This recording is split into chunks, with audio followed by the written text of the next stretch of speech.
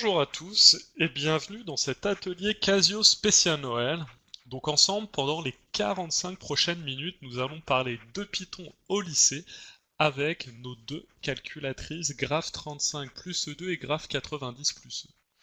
Et compte tenu de la période, comme les fêtes de Noël approchent, nous allons nous focaliser sur des exemples liés à Noël. Donc vous verrez avec des exemples très ludiques que vous pouvez donc faire des programmes très simples pour dessiner des bonhommes de neige, des étoiles ou des flocons. Donc n'hésitez pas, tout au long de cette formation, si vous avez des questions, à nous les poser via le chat, nous y répondrons avec plaisir.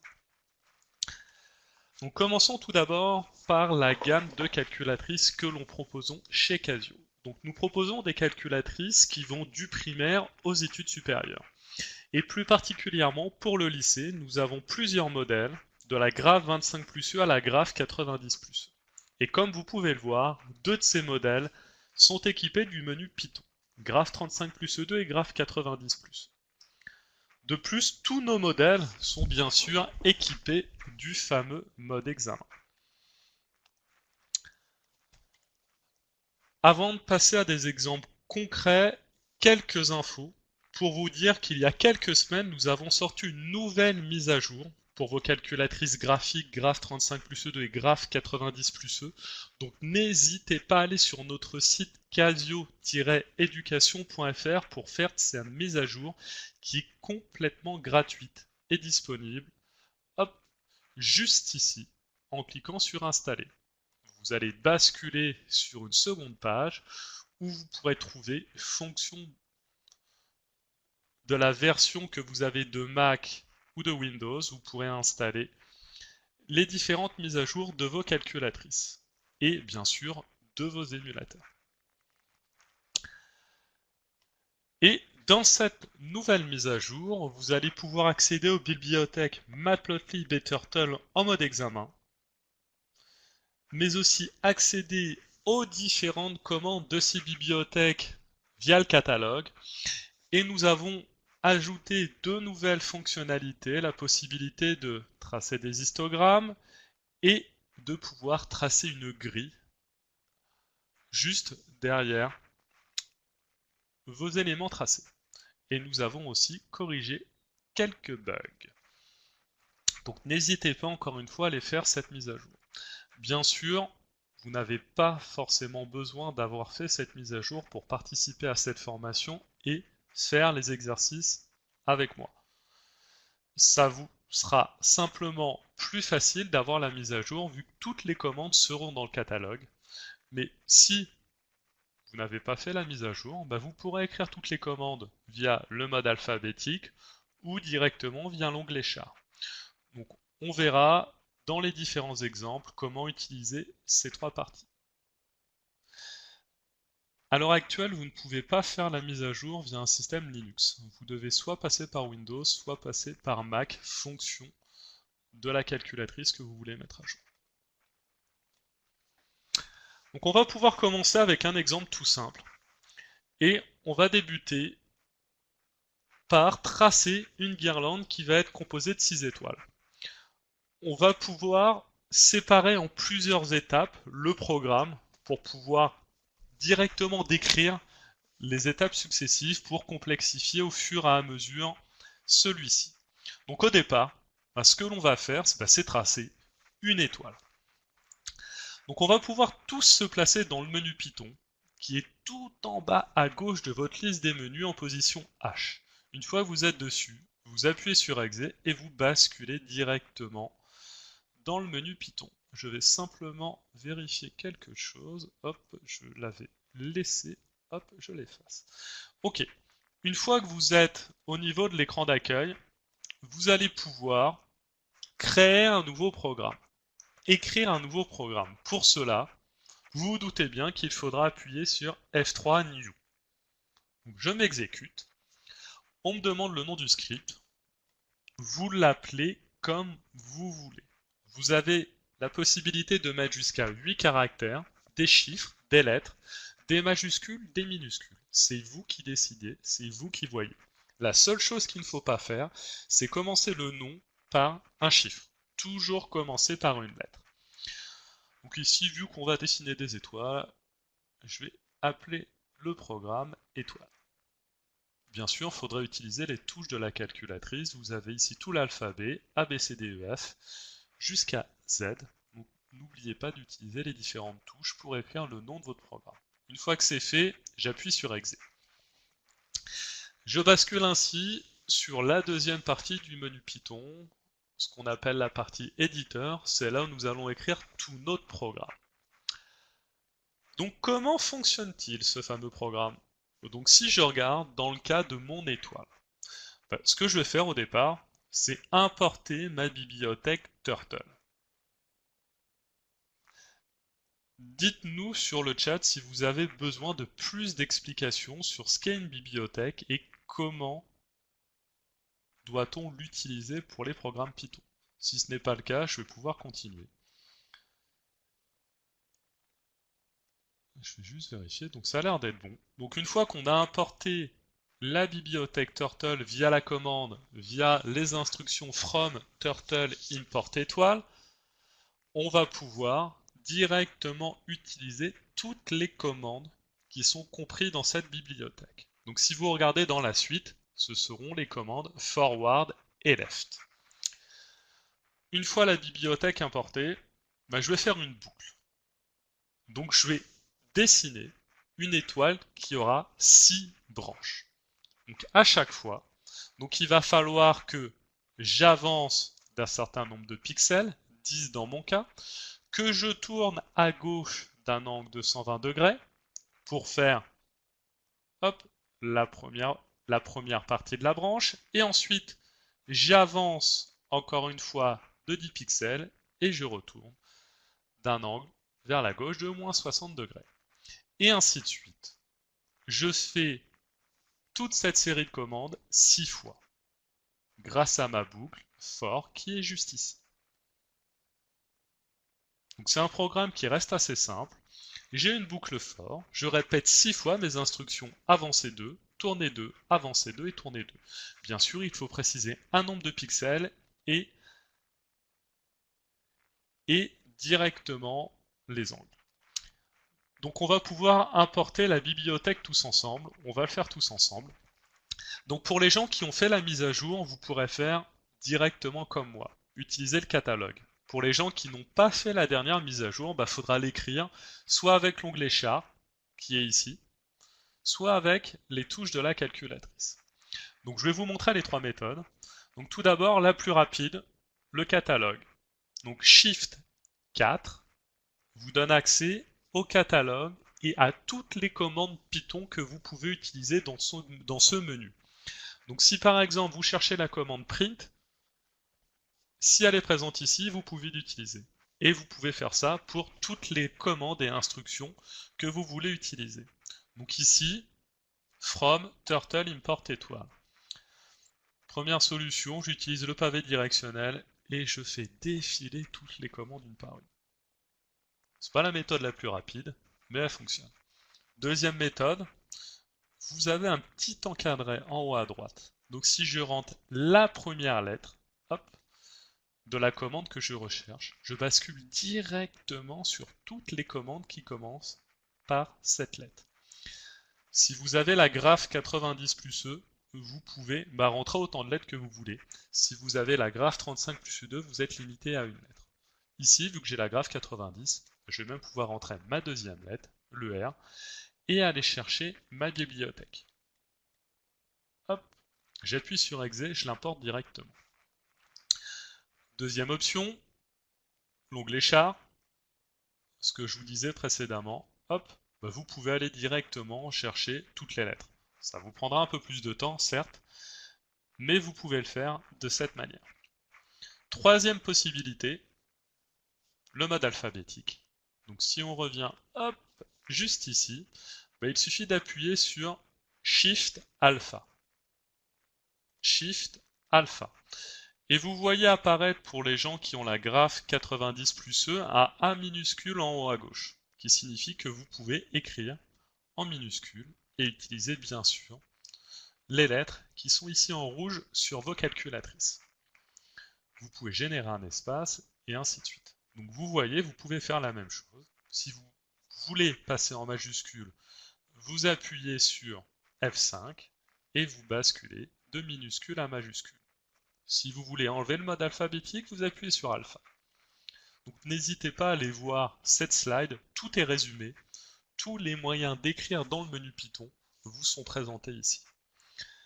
Seule petite différence entre la graphe 35 et la graphe 90 plus E. Lorsque vous appuyez sur Shift Alpha, l'affichage du mode alphabétique sera légèrement différent. Vous aurez des symboles légèrement différents, mais le résultat sera exactement le même. Est-ce que tout va bien? Dites-moi. Est-ce que c'est bon pour vous? N'hésitez pas à nous faire des petits commentaires pour savoir si vous avez tous réussi. Ok, super. Merci pour vos réponses. C'est super. Ok, magnifique. Donc dans ce cas-là, on va pouvoir continuer. Vous vous doutez bien que, quelle que soit la technique, la méthode que vous utilisez pour écrire vos commandes, que ce soit le catalogue, l'onglet char ou le mode alphabétique, le résultat est le même. Si vous utilisez la bonne syntaxe et le bon orthographe, tout fonctionnera dans tous les cas. Ok, merci pour vos retours. Donc dans ce cas-là, on continue, il n'y a vraiment pas de souci. Ici, quelles que soient les commandes que je vais avoir dans mon programme, comme je l'ai explicité précédemment, je ne vais rien écrire, je vais tout aller chercher dans le catalogue. Je ne vais pas m'embêter à tout écrire, sachant que tout a déjà été fait pour vous simplifier la vie, que ce soit aux élèves ou à vous, enseignants. Donc, par exemple, Shift 4, je vais chercher ma boucle for, hop, je rentre un O, et tout est écrit. Hop, magnifique. Il ne me reste plus qu'à rentrer le nombre de répétitions, le nombre de boucles, 6. Donc vous voyez, on vous a rajouté directement les 2 points, et l'indentation se fait elle aussi automatiquement. Ici, une indentation correspond à 2 espaces. Si bien sûr vous voulez les effacer, vous pouvez, en appuyant sur Del. Si vous voulez en rajouter, il suffit d'activer le mode alphabétique et d'appuyer sur la touche point pour générer un espace. Ensuite, je fais la même chose pour forward et left, surtout que je suis déjà sur le forward, je vais le répéter 2 fois, comme ça ce sera fait. Et ensuite, je fais la même chose pour left, Shift 4,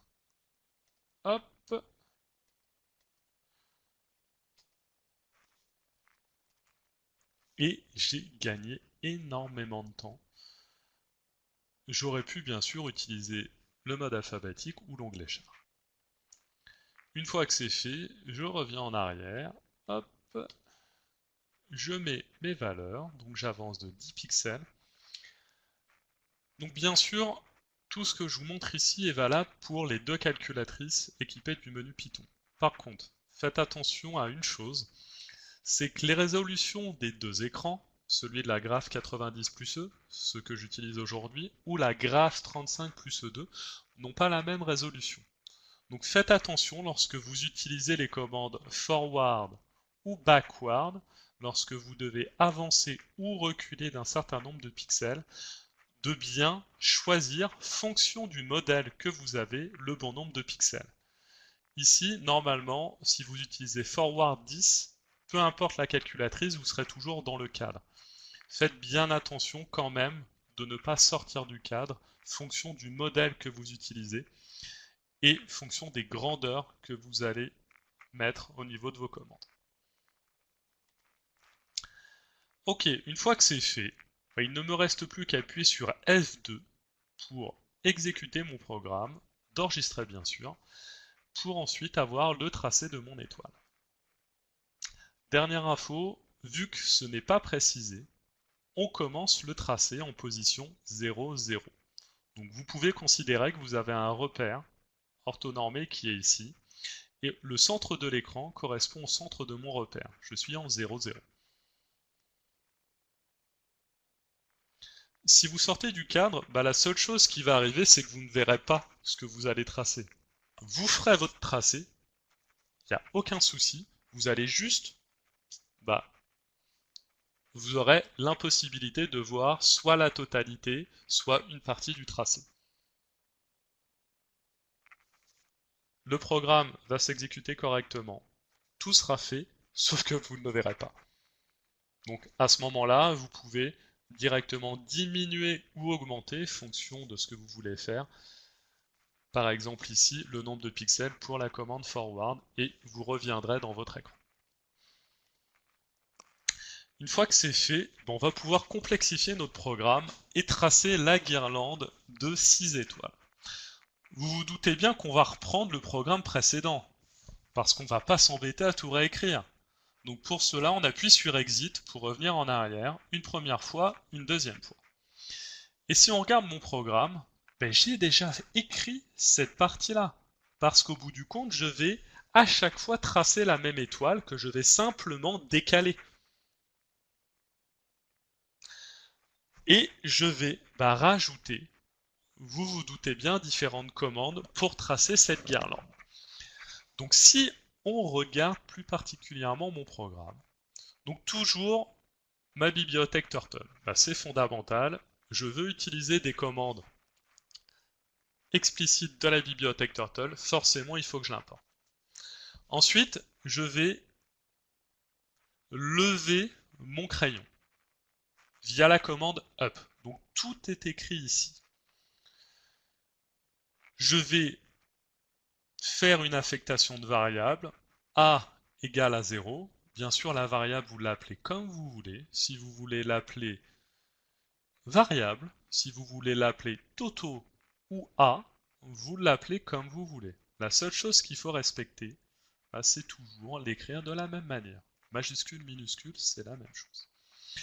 Ensuite, vous vous doutez bien qu'il va falloir répéter 6 fois toutes les instructions pour tracer 6 étoiles. D'où ma boucle for j in range. Bien sûr, ici, va falloir utiliser une autre lettre. J'ai utilisé i pour ma première boucle. Il faudra modifier le nom de la variable ici, j. Ensuite, via la commande goto, je vais me déplacer au point de coordonnées x, y, qui ont été définis ici. Donc ce qui va engendrer que je ne vais pas, comme dans le premier cas, dessiner mon étoile, commencer le tracé de mon étoile en x égale 0, y égale 0, mais je vais directement me déplacer, me positionner ici, tout à gauche de l'écran pour pouvoir directement dessiner, tracer au fur et à mesure mes différentes étoiles. Bien sûr, une fois que je me suis déplacé, je vais abaisser le crayon pour pouvoir commencer le tracé. Pourquoi ai-je levé et abaissé le crayon? Pour ne pas faire un tracé en passant de la position 0, 0 à la position moins 70 plus 1, moins 10.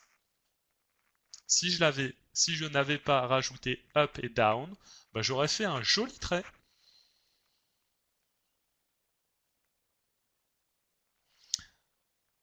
Donc, si vous faites la dernière mise à jour que je vous ai montré tout à l'heure sur notre site, quel que soit le modèle de calculatrice, les fonctionnalités sont les mêmes. Bien sûr, ça marche pour Turtle, mais aussi pour la bibliothèque Matplotlib, ce que vous avez sur la graph 35 plus E2, et pareil que ce que vous avez sur la graph 90 plus E. Et l'intérêt surtout, c'est que vous pouvez, via la connexion à un ordinateur, donc vous connectez votre calculatrice via le câble qui vous est fourni à votre ordinateur, et vous pouvez réaliser des transferts de fichiers de la calculatrice vers l'ordinateur et inversement. Donc ce qui veut dire que les programmes que vous écrivez sur votre calculatrice, vous pouvez les importer sur votre ordinateur et surtout, vous pouvez les utiliser avec n'importe quel éditeur Python. Si vous utilisez et du Python, vous rentrez le programme qui est juste ici, ça va fonctionner. La seule chose à laquelle il faut faire attention, c'est l'indentation. Car sur Je prends l'exemple des du Python, mais ça marche avec Idle, avec Spider et Anaconda. Ça marche avec tous les éditeurs Python. Il faut respecter les indentations spécifiques de ces éditeurs Python. Pour EduPython, une indentation correspond à 4 espaces. Vous avez juste à modifier l'indentation et ça marchera. Ok, une fois que c'est fait, on trace nos différentes étoiles, on relève le stylo et on écrit notre dernière ligne, A égale à A plus 30. Donc on va pouvoir modifier notre programme, donc n'hésitez pas à le faire avec moi. Hop, encore une fois, tout est dans le catalogue. Ne vous embêtez pas à tout écrire. Hop, donc utilisez plutôt le catalogue. Donc, hop.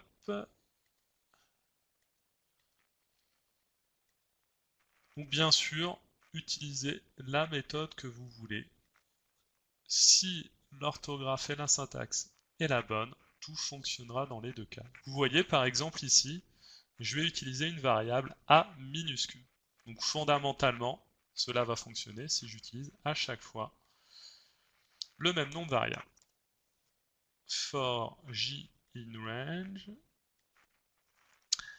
on va mettre donc 6 étoiles. Bien sûr, si vous voulez dessiner moins d'étoiles, plus d'étoiles, vous modifiez directement la valeur qui est dans votre boucle. Donc fondamentalement, si vous voulez en dessiner que 2, c'est vous qui voyez. Si vous voulez en dessiner 8, vous pouvez. Il faudra juste faire attention. Donc, à la limite de votre écran, peut-être que vous allez en dessiner trop et vous ne verrez pas toutes les étoiles. Donc il faudra soit tout décaler vers la gauche, soit directement diminuer le forward, le nombre de pixels que vous utilisez. Ok, donc ensuite goto. Hop, il est juste ici, moins 70, hop. Donc vous voyez, c'est des programmes très simples. C'est vrai qu'ici, il y a un peu de ligne, je vous le concède. Mais au bout du compte, une fois que votre programme est écrit, vous allez pouvoir l'utiliser autant de fois que vous voulez. Et sinon, vous utilisez votre ordinateur et ensuite, vous faites le transfert de fichiers via votre calculatrice. Donc vous gagnez encore une fois du temps. Tout fonctionne à partir du moment que, excusez-moi, j'écris, je ne sais plus écrire down, donc WN, tout fonctionne à partir du moment que la syntaxe est bonne. Et là, va falloir faire quelque chose si je veux que mon programme fonctionne. Ici, vous le voyez, les deux boucles for sont au même niveau.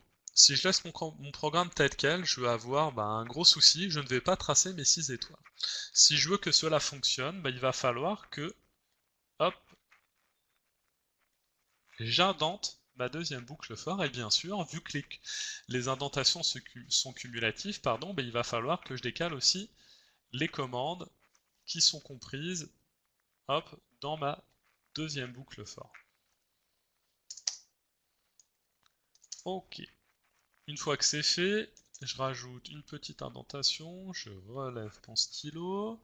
Où est mon mode alphabétique? Il est là. Hop, hop. Vous voyez, c'est un programme qui s'écrit très rapidement. Donc, hop, hop, hop, hop. On va rajouter le symbole égal plus 30.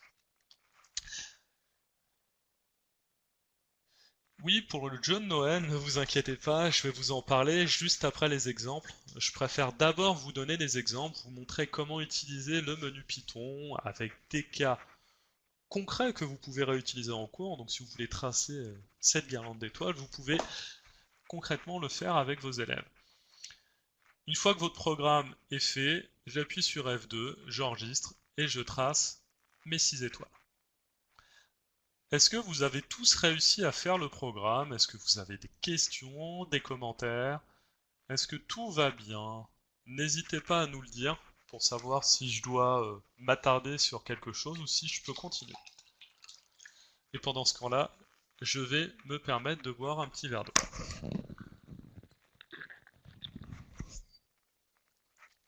vous avez un problème d'indentation. Est-ce que vous pouvez simplement comparer votre programme avec le mien, celui qui est affiché ici, et voir si vous avez des indentations au même niveau. Sachant que, première boucle for, forcément tout ce que je vais inclure dans cette première boucle for va être indenté. Une indentation correspond à 2 espaces. Donc vous avez ici goto, down, la deuxième boucle for, up et a égale à plus 30 qui vont être indentés une fois. Ensuite, vu que vous avez une deuxième boucle for, toutes les instructions qui vont être incluses dans cette deuxième boucle for vont être elles aussi indentées à leur tour. Donc vous allez cumuler 2 indentations, donc 1 et 2. Super, si ça fonctionne maintenant, c'est parfait. Bah, bravo à tous, vous avez réussi à faire le petit programme, à tracer ces 6 étoiles. Ok, donc dans ce cas-là, on va pouvoir continuer. Et juste pour info, ce qu'on vient de faire ici fonctionne pour d'autres figures géométriques. Vous pourriez tracer une couronne de 6 carrés, 6 triangles, 6 rectangles. Fondamentalement, c'est le même principe. La seule chose que vous allez modifier, c'est ce qui est ici. Bien sûr, si vous voulez tracer un carré, vous allez faire une boucle for i in range 4, avancer 2 d'un certain nombre de pixels et tourner à gauche d'un angle de 90 degrés, et ainsi de suite. Donc n'hésitez pas à modifier ce petit programme pour obtenir différentes figures avec différentes formes géométriques. Pour la personne qui ne voit que 4 étoiles, pourriez-vous me préciser s'il vous plaît quelle calculatrice utilisez-vous? Je pense que vous utilisez la Graph 35 plus 2 et c'est le problème que je citais précédemment. C'est qu'en fait, vous utilisez la Graph 90 plus E. Ok, c'est étonnant. Est-ce que vous pourriez juste vérifier que votre programme est exactement équivalent au mien? Parce que vous voyez bien que le programme fonctionne très bien, donc que vous ayez qu'une partie de l'étoile ou que vous ayez qu'un certain nombre d'étoiles, si vous avez complètement respecté ce qui est décrit au niveau des slides, vous devriez avoir exactement la même chose que moi. Donc n'oubliez pas, indentation, c'est quelque chose de fondamental. N'oubliez pas de bien sûr d'ajouter à chaque fois les bonnes commandes, forward et left avec le bon nombre de pixels. Donc n'hésitez pas encore une fois à me dire si vous avez des difficultés pour le faire. Le temps avance très vite, donc on va continuer, si ça vous va, et on va tracer cette fois-ci des flocons de neige. Donc pour les flocons de neige, on va diviser tout cela exactement. En ce qui concerne le moins, vous devez utiliser ce moins-là. Vous ne devez pas utiliser cette touche. Cette touche en Python ne fonctionne pas. Toujours utiliser celle-ci. On va pouvoir directement tracer donc, différents flocons. Pour ces différents flocons, on va utiliser 3 étapes. La première, tracer simplement une broche du flocon. La deuxième étape va consister à tracer la totalité du flocon, les 8 branches. Et enfin, la dernière étape, tracer plusieurs flocons. C'est ce qui nous est demandé. Donc on va reprendre un nouveau programme. Hop, on revient en arrière, on appuie sur la touche Exit. Hop. Ok, je vais simplement effacer le programme que j'ai déjà écrit pour pas avoir de soucis. Et on va faire encore une fois New. On peut l'appeler flocon. Si vous voulez l'appeler neige, vous l'appelez neige. Encore une fois, rien n'est figé. Vous faites exactement ce que vous voulez. Flocon, ok. Donc une fois que c'est fait, le principe va être exactement le même. On va tout d'abord appeler la bibliothèque Turtle. From Turtle import étoile. Donc je vais le faire directement maintenant, comme ça ce sera fait. Donc, vous voyez que les programmes sont assez longs, je vous le concède. Donc le plus simple encore une fois, c'est de l'écrire sur votre ordinateur, de connecter votre calculatrice et de transférer le programme de l'ordinateur à la calculatrice. Par contre, les programmes sont très simples. Donc ici, c'est exactement la même chose que pour l'exemple précédent. On va avoir différentes boucles for pour tracer les différents éléments. Et dans ces boucles for, toujours avancer, reculer, tourner d'un certain angle à droite ou à gauche, et ainsi de suite. Et on va pouvoir tracer les différents éléments de ma première branche. La première chose que l'on va faire en amont, c'est définir une fonction via la commande def pour define. Cette fonction, je vais la prénommer fonction, mais vous pouvez la prénommer f si vous préférez. Neige, encore une fois, rien n'est figé. Vous utilisez les parenthèses et surtout n'oubliez pas les deux points. Encore une fois, vous avez les indentations à respecter, surtout qu'ici, vous avez 3 indentations successives. Donc n'hésitez pas à vérifier au fur et à mesure les différents soucis. Encore une fois, le catalogue, tout est présent. Donc n'hésitez pas à utiliser le catalogue. Enfin, dernière information avant qu'on écrive le programme. Pour les gens qui ont les émulateurs, soit sur leur ordinateur, soit via la clé USB, vous pouvez utiliser les touches de votre clavier d'ordinateur. Donc par exemple ici, j'écris flocon parenthèse parenthèse directement avec mon clavier d'ordinateur. Donc vous pouvez aussi écrire de cette manière.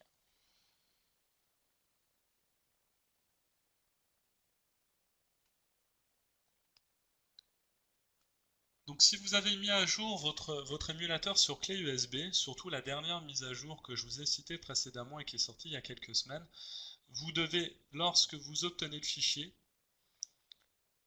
que vous avez téléchargé via notre site, vous devez directement le mettre à la racine de votre clé USB. Et normalement, si vous avez sélectionné la bonne mise à jour, Turtle devrait directement être inclus à l'intérieur de celui-ci. Donc n'hésitez pas à vérifier, refaire, aller chercher tout d'abord le bon lien, le bon fichier, pour ensuite directement le faire. Ok, une fois que j'ai défini ma fonction flocon, je vais aller récupérer différentes boucles. Donc, tout d'abord, une boucle répétée 3 fois, hop, et une deuxième boucle, hop, répétée 3 fois elle aussi. Donc ici, encore une fois, c'est pour tracer les différents éléments.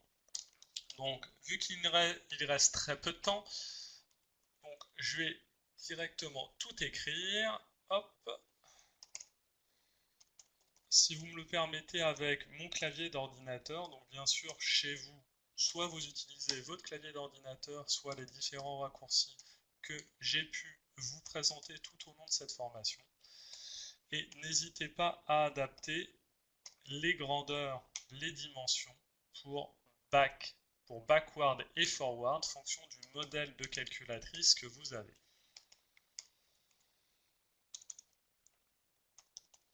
Et comme vous pouvez le voir, ce sont exactement les mêmes commandes que le programme précédent. Donc vous allez, dans tous les cas, quels que soient vos programmes, utiliser toujours à peu près les mêmes commandes pour pouvoir tracer vos différents éléments. Ok, la dernière. Ok. Une fois que c'est fait, hop, vous appuyez sur Run et vous basculez au niveau du shell. Donc ici, comme on a défini une fonction flocon, il va falloir l'appeler. D'où l'intérêt d'utiliser le nom le plus court possible pour ne pas avoir à écrire à chaque fois quelque chose de trop long. Ok.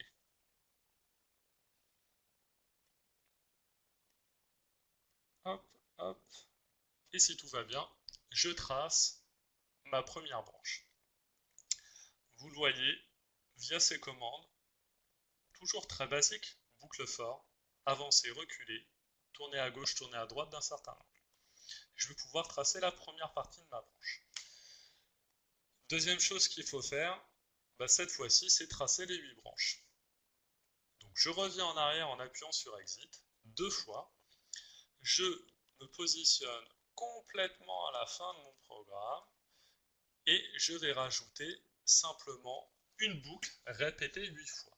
Donc ce que je viens de faire une fois, je vais le faire 8 fois. Donc vous vous doutez bien, hop, petite boucle for, je vais y arriver, que je répète 8 fois. J'ai défini une fonction flocon en amont que je vais rappeler. Juste pour information, toutes les fonctions que vous définissez ne sont pas enregistrées dans le catalogue. Vous devez les écrire manuellement, si je puis dire. Donc, n'allez pas dans le catalogue, n'allez pas chercher la fonction parce qu'elle n'est pas définie dans le catalogue. C'est quelque chose que vous créez et donc forcément ne dépend pas des commandes de base de la calculatrice. Et ensuite, je vais bien sûr tourner d'un angle de 45 degrés pour décaler le tracé de mes différents éléments.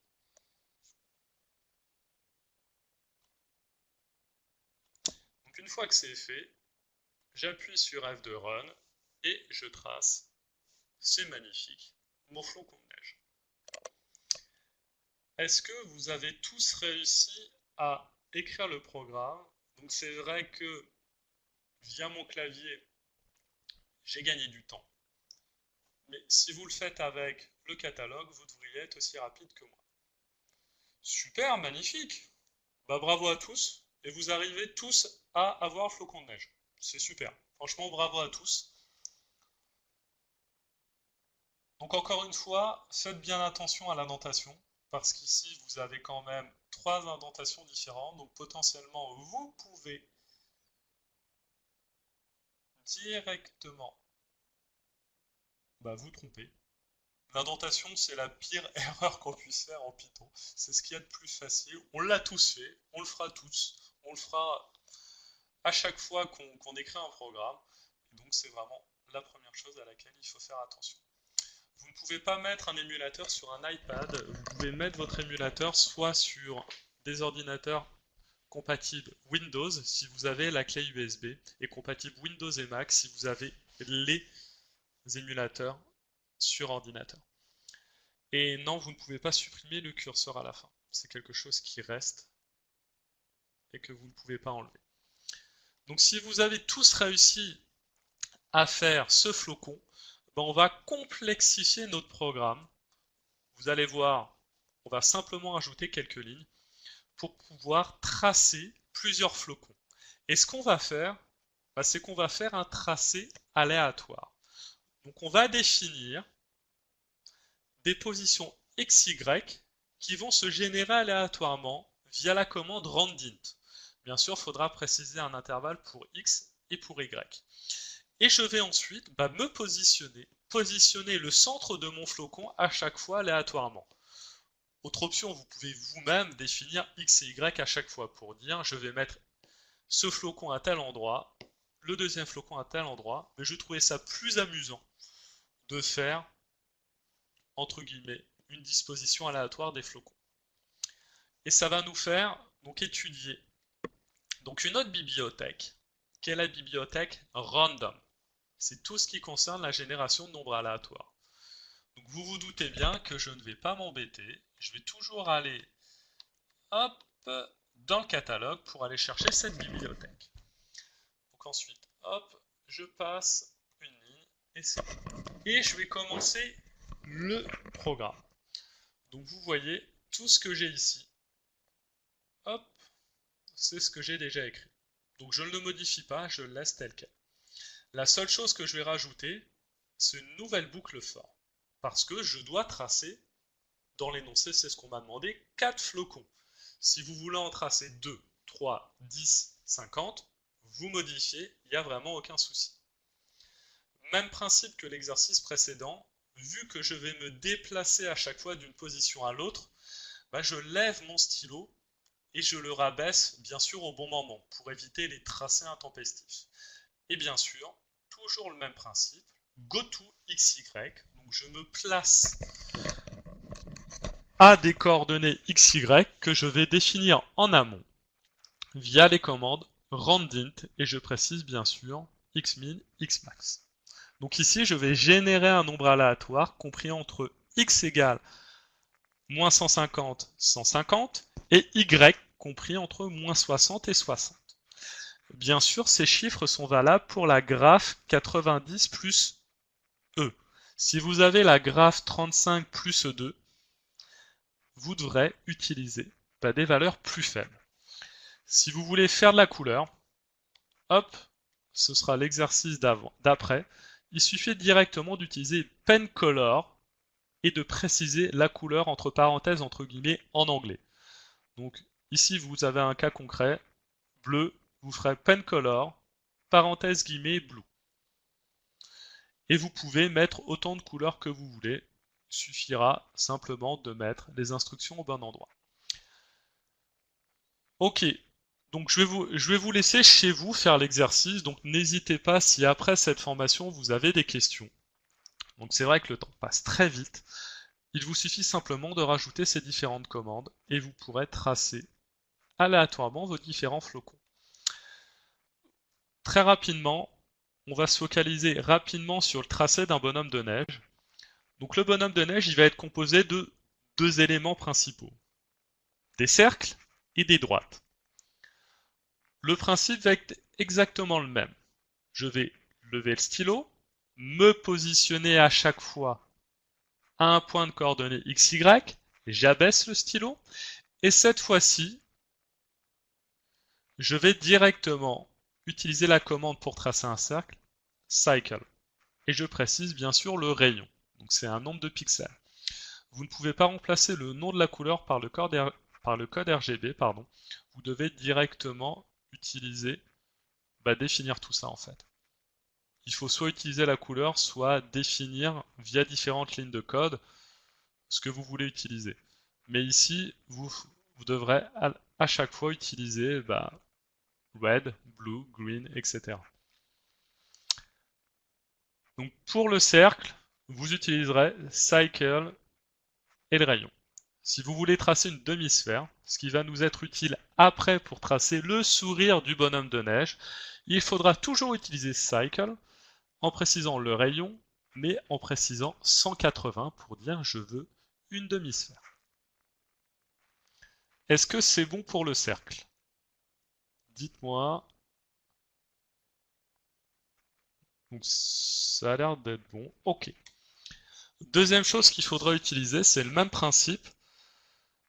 C'est tracer des droites. Donc par exemple pour tracer les bras. Toujours le même principe. Le fonctionnement est exactement le même. Up, go to, down. Je lève le stylo, je me déplace, je l'abaisse. Comme ça, je ne trace pas excusez-moi, je suis en train de bégayer. Je ne trace pas donc une ligne qui n'aura rien à faire ici et qui ne m'aiderait pas pour le tracé de mon bonhomme de neige.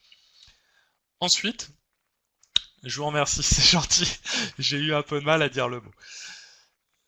Ensuite, vu que mes bras font un certain angle avec le reste de mon corps, je vais préciser un angle. Soit left, soit right. Vous faites comme vous voulez, il faudra juste adapter le nombre de degrés. Et ensuite, forward pour pouvoir directement tracer votre ligne en précisant le nombre de pixels. Une fois que vous avez cumulé les deux, vous pouvez tracer votre bonhomme de neige. Vous voyez, le programme est assez long. C'est évident, il est très long, mais à chaque fois vous faites la même chose. Vous tracez un cercle pour le corps, un cercle pour la tête, la même chose pour l'œil gauche, l'œil droit, pour le nez, et une demi-sphère pour la bouche. Et ensuite, bras gauche, bras droit, je vous l'ai montré précédemment. La seule chose à laquelle il faut faire attention, c'est les différents angles.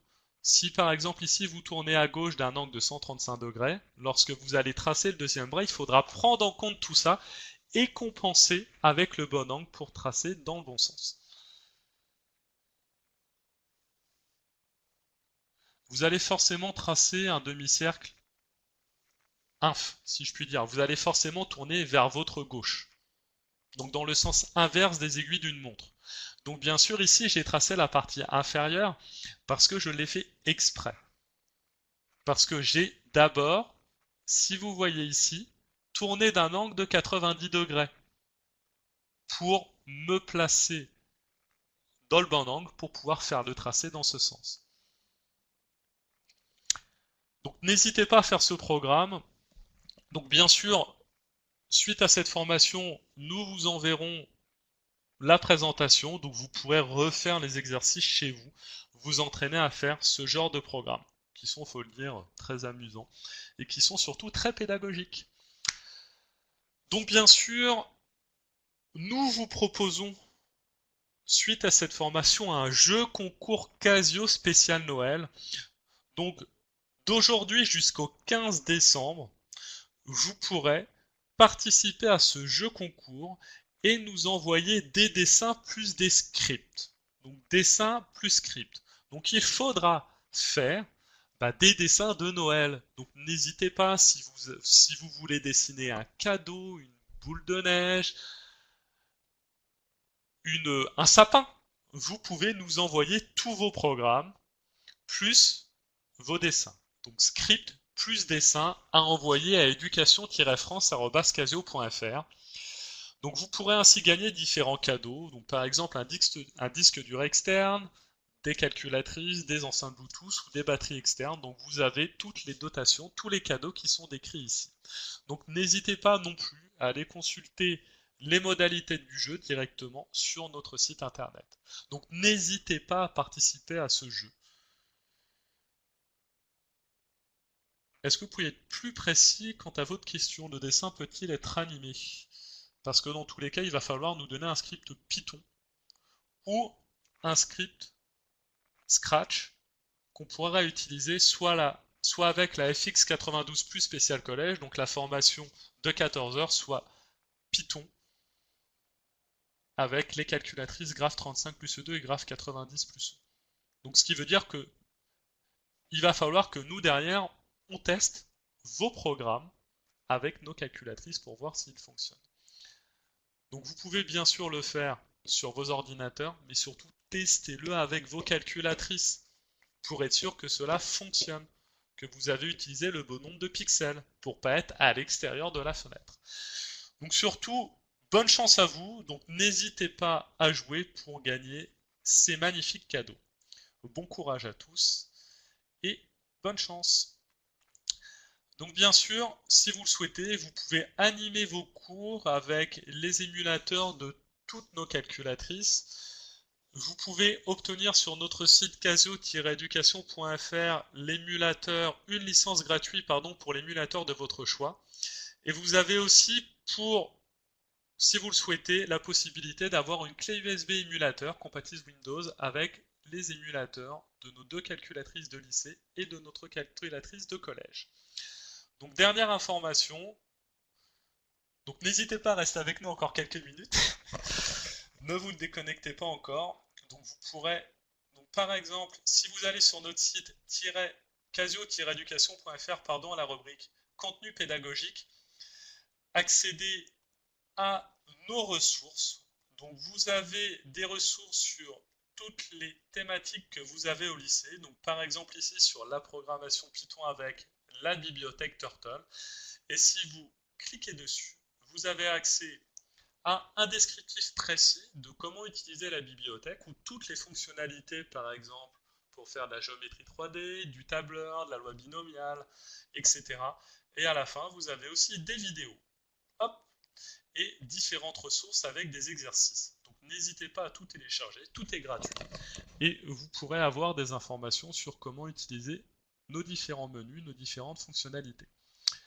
Vous avez aussi la possibilité de participer à des formations en ligne, comme vous l'avez fait aujourd'hui, mais aussi des formations en établissement. Donc si cela vous intéresse, nous pouvons directement venir dans votre établissement, réaliser une formation selon les thématiques que vous désirez, Python, statistiques, probabilité, géométrie, etc. Donc il suffit simplement de nous en faire la demande par mail, je vous donnerai l'adresse mail tout à l'heure, et donc de nous proposer les thématiques. Bien sûr, ces formations sont entièrement gratuites, il suffit simplement de réunir 5 enseignants. De mathématiques, de physique, chimie, de maths, sciences. Vous pouvez réunir autant d'enseignants que vous voulez. Il faut simplement au minimum 5 personnes. Enfin, en tant qu'enseignant, si vous allez dans la rubrique Acheter, et je suis un enseignant, vous pouvez accéder à différentes offres, comme les achats groupés, les cagnottes en ligne, et bien sûr, les tarifs préférentiels pour les différentes calculatrices. Cette formation Casio s'achève, j'espère qu'elle a répondu à vos attentes. Donc surtout, n'hésitez pas à poser vos questions et surtout participer au jeu. Donc je vous remercie, on va rester encore connecté quelques minutes pour répondre à vos questions, donc n'hésitez pas. Merci à tous.